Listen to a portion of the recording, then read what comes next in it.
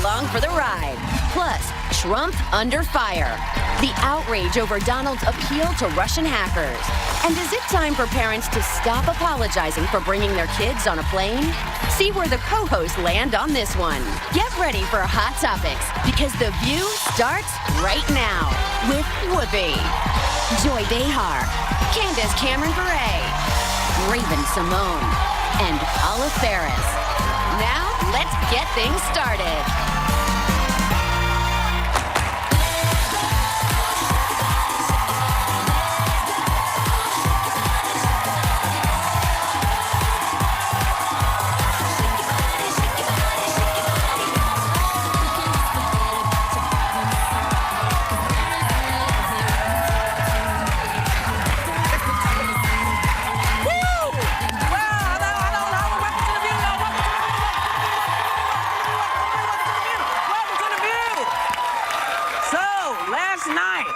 Last night was night 3 at the DNC, and the President of the United States brought the House down with his powerful endorsement of Hillary Clinton. Take a look. There has never been a man or a woman, not me, not Bill, nobody, more qualified than Hillary Clinton to serve as President of the United States of America. I hope you don't mind, Bill, but I was just telling the truth, man. Loved it. My favorite part of the speech, because when Bill Clinton was giving his speech, and he said at one point during his speech that someone had said maybe we elected the wrong Clinton in reference to another office, I was waiting and waiting for him to say she's actually better, and then he said it last night, and I was like, oh. The speech just was so fantastic. I actually loved when people started booing about Trump, and he said, don't boo, vote. And I was like, there you go, boo. The guy is generous, you know. That's what he exudes, is this generosity of spirit. He could have used the time to tout his legacy, to talk about all the things he's done, but instead, he was there for Hillary. And of course, you know, let's be real, it is his legacy also, if she continues to do what he's been doing. It is, but it's also the idea that, listen, coming from where she's coming from right now, she is more ready than I was, than Bill was, because she's had many more hats. That's right. Going into this. So he's talking truth. And also, you know, it's like, it's your turn. That's what I found. He was like, okay, it's your turn. Well, she's also it's your turn. It struck me that he said she's been in the rooms when these important decisions have been made, so she sees what the process is.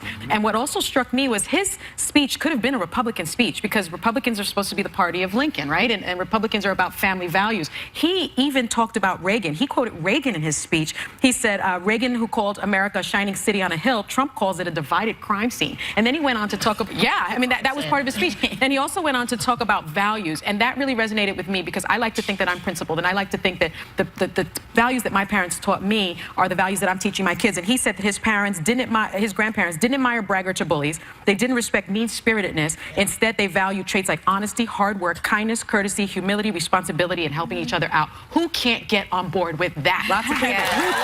Lots of people. Lots of people. I think this is what he does really, really well. And I think, you know, it was interesting to me that he quoted Reagan, because I saw it as an outreach opportunity. And I saw him numerous times in the speech speaking to people like me who have said, I can't vote for Donald Trump. And I think he was trying to appeal to us and quote Ronald Reagan and quote this sense of optimism looking forward. Now, of course, Did he get you? Not for Hillary, but, you know. But one of the reasons he's being optimistic, remember, though, is because it is his legacy. He's coming off of 8 years, and he can't be pessimistic about his own policies. So, of course, you know that. But I think there was an effort to kind of bring people together.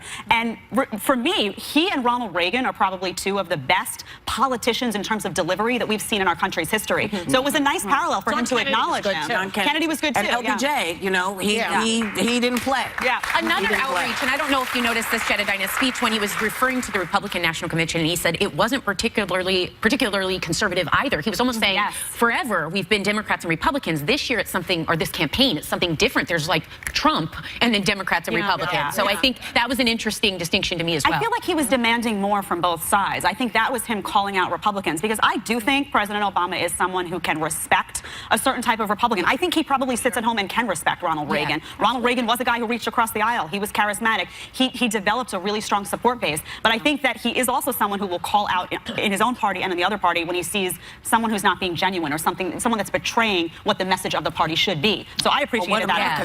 Because, you know, it's important that the president remember who we are as a nation, and that we have to reflect that. And, you know, but, you know, look, he did what it took a lot of other people a long time to do. He understood. You know, he's like, look, I know. You know, I ran against her. That's why I put her in, because I know she knows. She knows. Can I say something about that, which is interesting? Sure. To me, at least. I don't know if anyone's read The Team of Rivals by Doris Kearns. She's a wonderful writer, Pulitzer Prize-winning writer and historian. She wrote this book called The Team of Rivals, The Political Genius of Abraham Lincoln. And we know that President Obama loves and admires President Lincoln and his presidency. And what we are seeing, I think, from this president is putting together a team of rivals. He put Hillary Clinton into his cabinet, which is something that Lincoln did. Lincoln put 3 people into his cabinet that ran against him. We saw Joe Biden, who was going to run for president, speak on behalf of Hillary Clinton. So we saw Michael Bloomberg. He never said he was going to run. Joe never said it. Other people wanted him to. I think he certainly looked into it. I have to tell you, I think with him going through, you know, having his son, I don't think this was one iota. I mean, I know that he knew people wanted him to, but I don't think he ever thought he was going to be able to do it. But I think that regarding the team of rivals, I do believe that Hillary will use Bernie that way. Yes, absolutely. She's smart. She will. Well, that's how but that's how you're supposed to. Exactly. You're supposed to use both sides because that's the only way you can make it move forward. And somehow we have forgotten that we're not just one party or the other. We're a conglomeration of parties, and that we all have to do this together. It's kind of kooky, but maybe it'll happen. Who knows? But the president's speech also had very optimistic tone to it. But honey, then New York former mayor by Bloomberg, he just put it right out on the table. He just said what he meant. Look, just check it out. I built a business, and I didn't start it with $1 million check from my father. Trump says he wants to run the nation like he's running his business. God help us. I'm a New Yorker, and I know a con when I see one.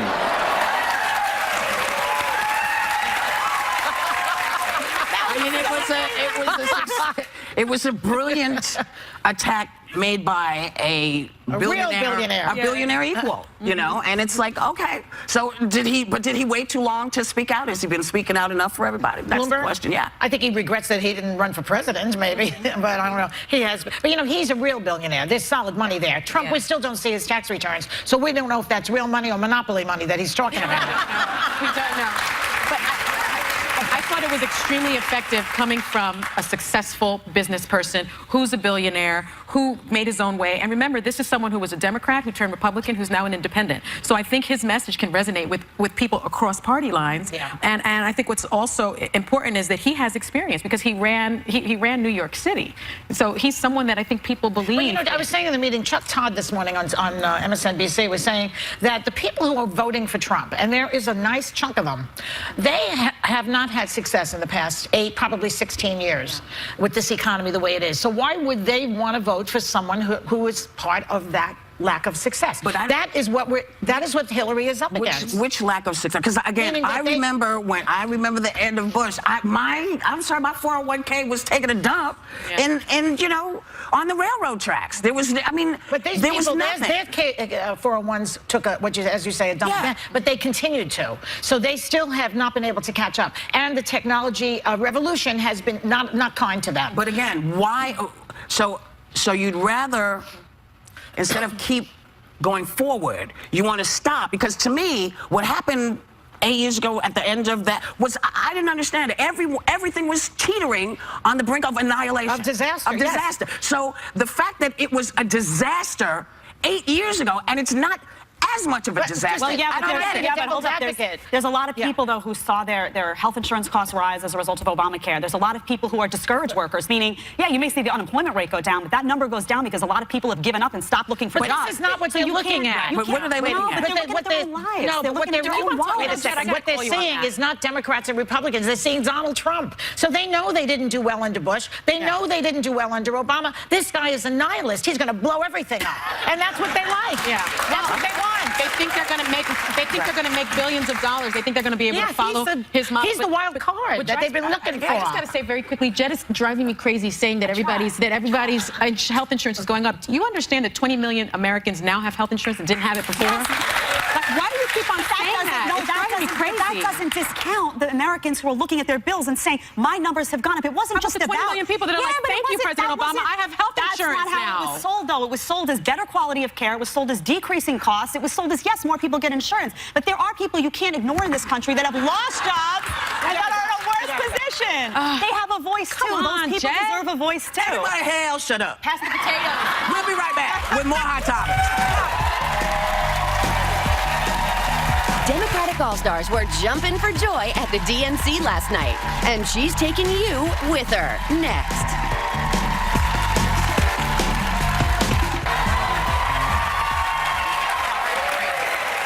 So yesterday, Joy headed to Philly after the show. She's not kicking my behind because I didn't go. Yeah, exactly. She's like, you didn't go, but I actually was working. But yesterday, she hit the DNC, and here's what happened to Joy. Take a look.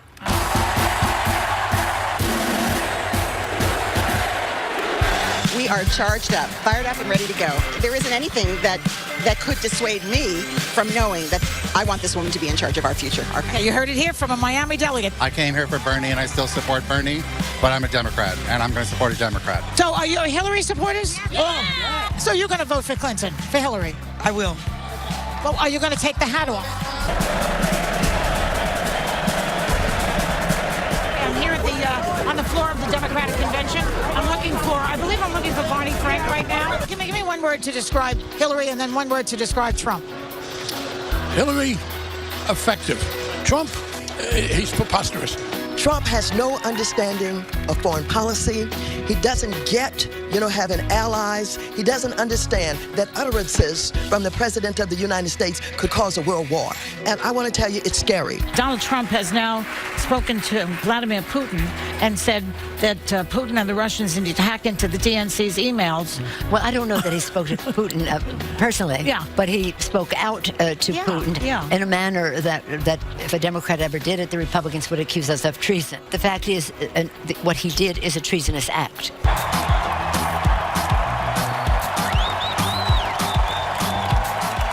Don't you love the fact that, it's been a long time since you ran for president, but you're still a rock star. Everybody wants to take you away from me, especially your wife. It's my bride. She's the rock star. It's his bride. I have to give him up. Goodbye, Governor. Nice to see you. Thank you. How about Joe Biden? He's pretty sexy, too, I right? love him. He is a sexy man. Yeah. I can't wait for his speech. I'm told he wrote his entire speech on used Crest white stripes. I'm not saying Joe Biden's teeth are incredibly white, but I heard they're voting for Trump.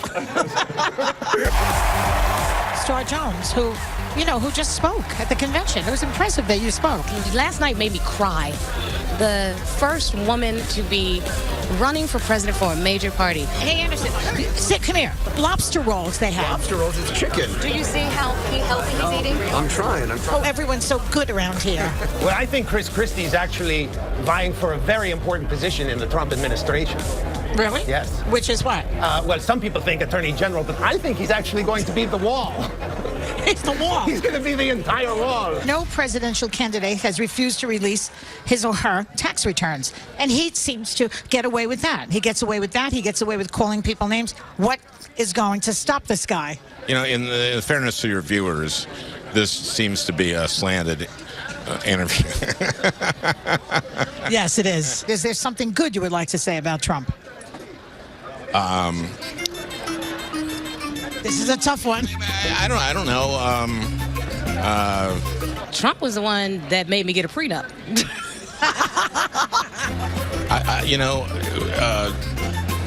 Gosh, I'd like to be able to say good things about people. I do. Hey, well, to be fair, there's nothing I like about him.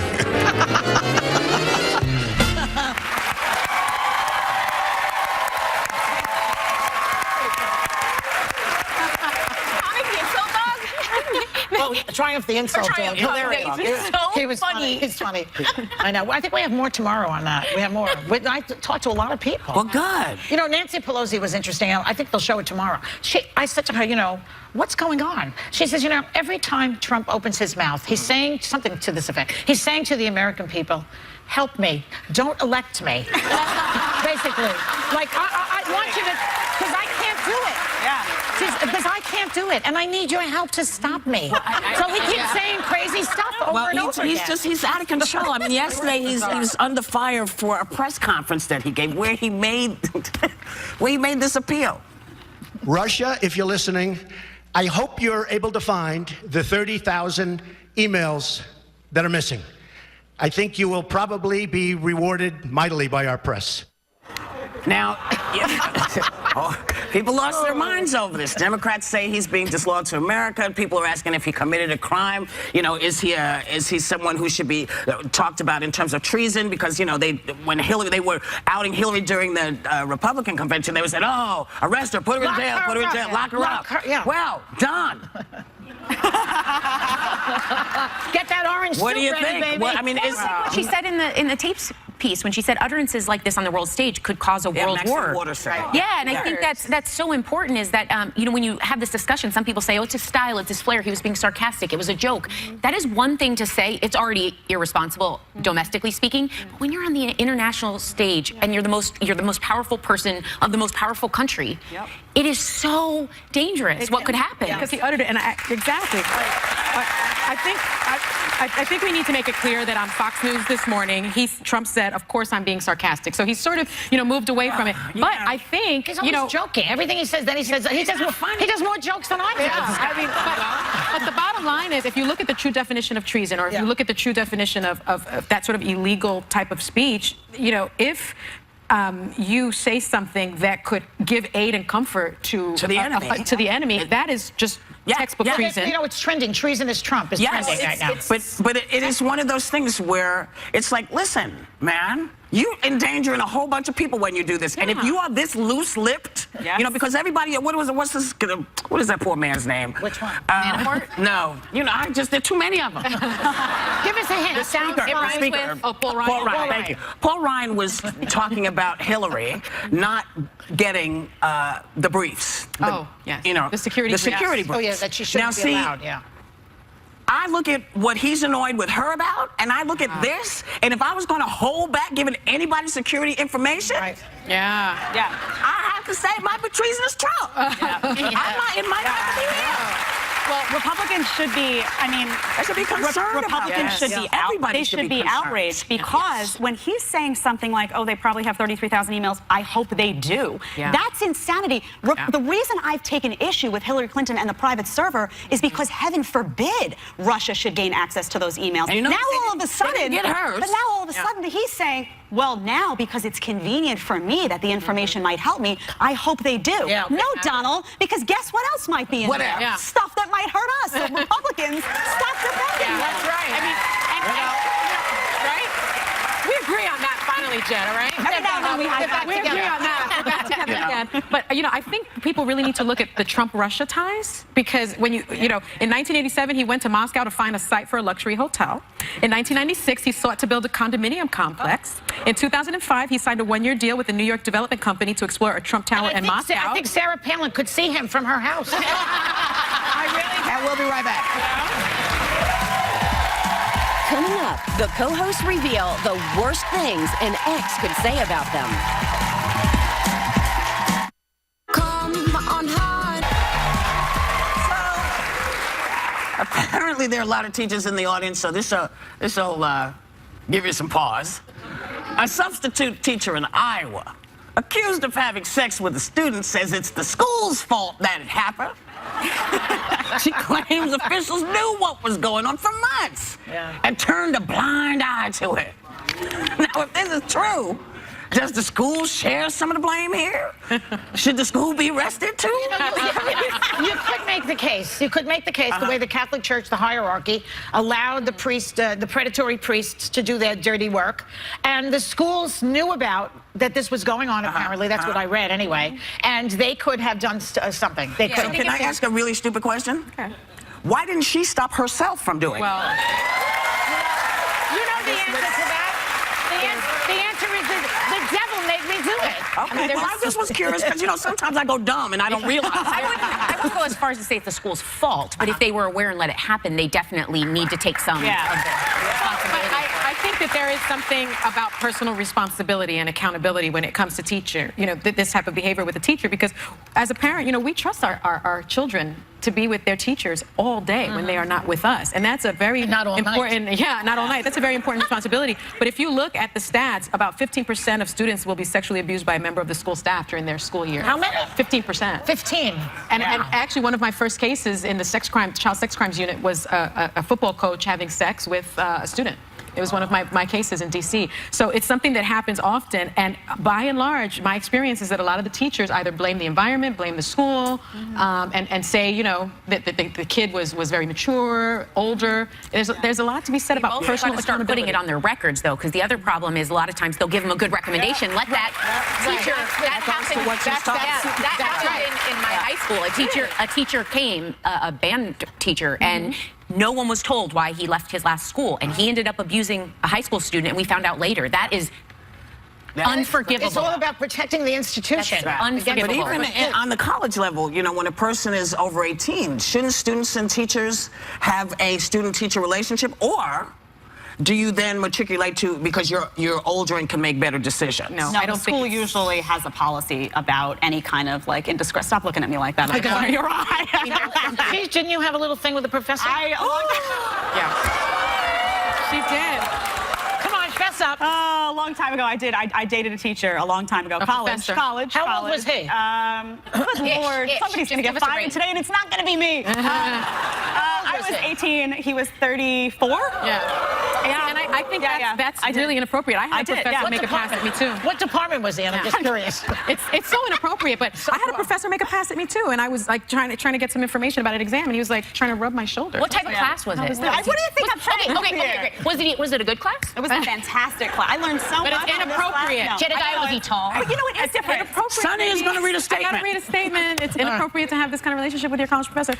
Cedar Rapids Community School District says due to a miscommunication with the substitute placement system, the individual in question, this is that teacher, was placed in a substitute teaching position for a short time in an elementary setting at the end of the 2015-16 school year. The district is not aware of any issues the substitute employee had while working in the elementary setting. Providing for the safety of the district students is of paramount importance to the district. So they are denying the fact that they knew that this was going on. Okay? All right. That's a little better. Well, there you go. I told you think it was interesting. We'll be right back.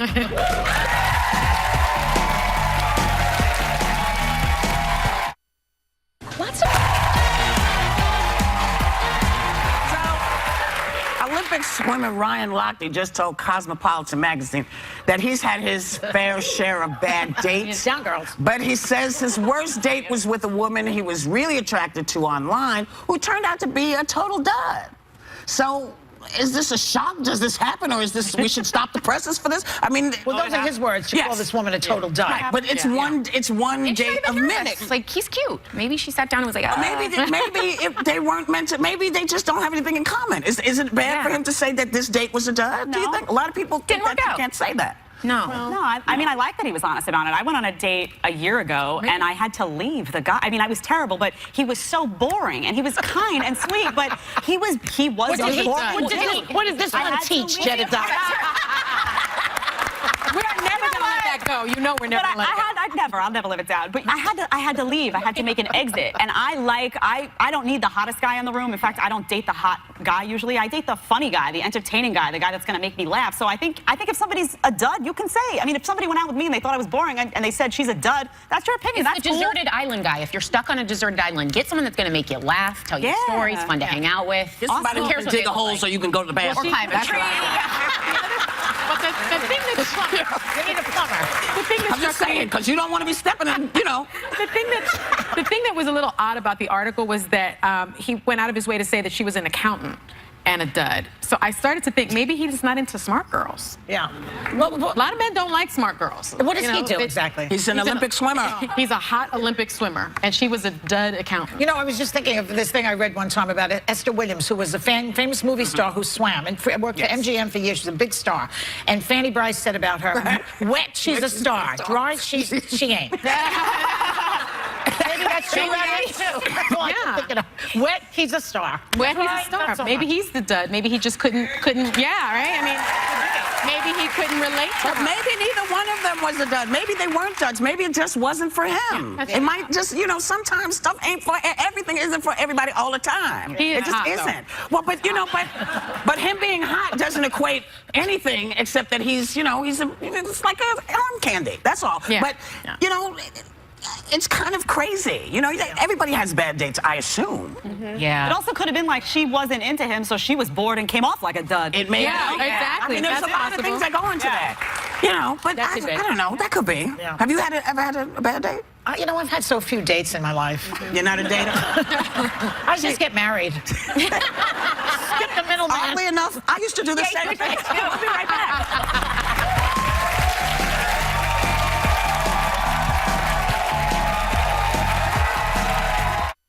Tomorrow on The View, we're heating up with even more.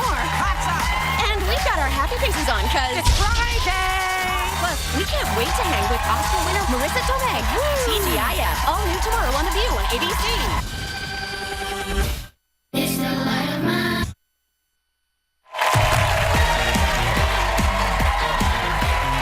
So apparently, some parents have taken to giving out apology goodie bags when they board a plane with a baby. But a blog in The Guardian says it's time for parents to stop saying, I'm sorry for flying with their kids. Babies cry. You have enough to deal with other passengers. Just have to deal with it. I agree, because I used to think that people that handed that stuff out were so sweet, but those are the people that can actually achieve Pinterest-level things, because I have to fly with a baby now, and the idea of surviving the flight through everything with a baby, that was enough effort. I can't apologize for it, too. But, you know, I don't know. I've always traveled with my children. I think I traveled with Paloma when she was 4 months old. And sometimes kids just lose it, and they cry, and you just deal with that. But what I don't like seeing is parents that aren't parenting on the plane. Parents that are going to, right, you know, like, sometimes you're sitting there, and they're like, let him cry it out. I'm like, don't let him cry it out, because I've got to listen to it. Like, you can do that at home. chair and have loud toys. Yeah, And you just can't. You've got to be a little bit more considerate. Every time the kid kicks me, I always say, I'm never having another baby. I've said that many times. You just have to parent on the plane. I tell you, I'm still waiting to talk to the folks, because I believe that if we created Air for parents, where you can have changing tables, where you can have what you need, where babies are crying, and it's okay, because people are going to have babies, you know, and if you really want to make it sort of equitable and give them a break, the parents, give them an airline. Yeah, and serve wine like from right. I know. I would use that. I would use that. So serve wine up front. Serve wine upon entry. Can I tell you something funny? I don't have kids, but I feel like I have to share my piece. I once traveled with a cat, and the cat meowed for 5.5 hours. What? I mean, it sounded like the cat was dying under my seat for 5.5 hours. I bought everybody a drink. Yeah, so that's my I think parents deserve to have an airline, because I feel like you can't change your baby in the airline bathroom. No, you can't. You know, you're trying to get everything you need. If the stewardesses or stewards have milk, baby milk, that they can also give as they're giving the champagne to the parents who need it. I mean, I just feel like we're such a wealthy country. Why haven't we done this? It just doesn't make any sense to me. And I think going to do that. And make it's a great idea. For almost as long as I've been here, I say it every couple of years, because I feel like we must help.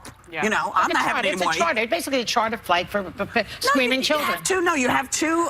You know, you have 19 flights that go back and forth. You got 17 flights that go to Los Angeles, 10 flights that go to Washington. So if you can take 2 of those flights, so people know that at 11 a.m. I can grab. That's when I can get my kid on the flight. We can go do what we have to do. I mean, we have enough airplanes. It can be done. We'll do it. And if you think about it, 64% of Americans travel with kids that are 18 years or older every year. 64%. I'm sorry, younger. That's a good business model, Whoopi. I know, babe. I'm signing up. You know. Yeah. But you should sign up I for gotta sign up for this first. Right. It is the final week to compete in the summer season of the View Fantasy Movie League, and it looks like Joy is running away with it right now. This is twice. No, I won last time. I think I won one. No, you haven't. This is the second one. I won the first one. You're winning this one. She's You're gonna win this clearly guessing, but she's also commanding the top spot in the co-host competition for the 3rd week in a row. And the overall leader right now is Backseat Directing. So get to the View website. Keep playing. Nothing. You are part of the team. Because the golden ticket winner gets a trip for 2 to New York to see The View. I want that. And the grand prize winner scores a trip for 2 to Hollywood for the premiere of Disney's Pete's Dragon, starring Bryce Dallas Howard and Robert Redford. Plus, a pair of movie tickets every week for a year. That's going to be so good. Yeah, that's an amazing. I like that one. But what was the Lights Out thing? It said it had Lights Out's a movie. That sounds very. While they figure it out, I'll just let you know. We'll be right back.